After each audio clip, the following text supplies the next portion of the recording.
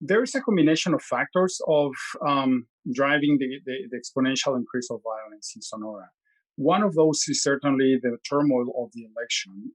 There's a lot of violence overall across Mexico related to the election. This is something unprecedented that we have witnessed. But in addition to that, we also see the combination of violence related to drug trafficking and the disputes of different cartels in Sonora that just combine these two forces to explain the overall increase of violence in the neighboring state.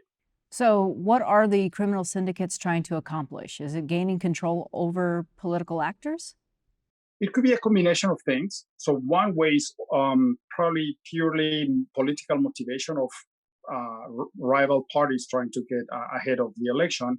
But when it comes to cartels, there's an increasing opportunity for cartels to control local level offices, either mayors or police chiefs at the municipal level, to impose their criminal governance. Basically, what they want is to be left alone, so the government doesn't mess with their with their activities and business opportunities. It's not that they're trying to impose a political agenda. We don't have that type of politically oriented or ideological orientation from Mexican cartels as we have in other armed groups in Latin America. But in this particular case, we have the opportunity for criminal groups to put their men or their women in leadership positions at the municipal level, at the local level. Very recently, Governor Pavlovich, who is up for who will leave her office in June. Very recently, she was with Governor Doug Ducey. They talk about the strength in trade and relationships across the border. How does this affect those types of business relations? Well, definitely violence on the Sonora, on the Mexican side in Sonora really affects business and social relations with Arizona. We have a very important partner in terms of communications, transportations, trade, but also families live on both sides of the border and they're going to be affected by it. Are communities directly along the Arizona Sonora border at risk given what's happening in Mexico when it comes to violence? Yes, unfortunately, that is the case, given the dual nature, the electoral political nature of violence, as well as the criminal nature of it. We've seen, as you mentioned at the beginning of the conversation, we've seen an unprecedented escalation of violence that are now affecting communities in a closer, deeper way. Now, people who had absolutely nothing to do with these criminal activities, they get killed as bypassers or as criminal groups mutate their enterprises. They get a lot more into extortion and kidnapping, and that affects the host communities, which are neighboring communities in Arizona. Vice President Harris recently announced she will visit Mexico following the June 6th election. Many people wonder should the U.S. be doing anything? What do you say? Hopefully, the visit of U.S. Government authorities will help warm up relations. But there are other important issues that the Mexican diplomatic service have been putting on the agenda for these binational relationships, and has to do with the arms trades of U.S. to Mexico.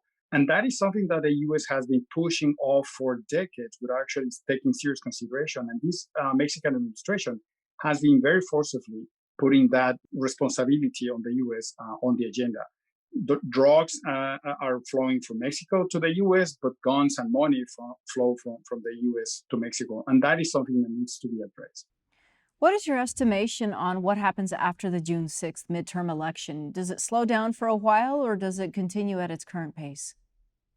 I don't think so. One of the things that we know about the drivers of violence in Mexico is that political stability matters a lot. There are corrupt agreements, either tacit or implicit, between criminal groups and those in power positions. And every time you have an election, the entire political configuration changes. All the power dynamics shift. The previous agreements that you had before probably are no longer in place. And in that period of transition, we might see an escalation of violence. And this is pretty much the nature of democracy.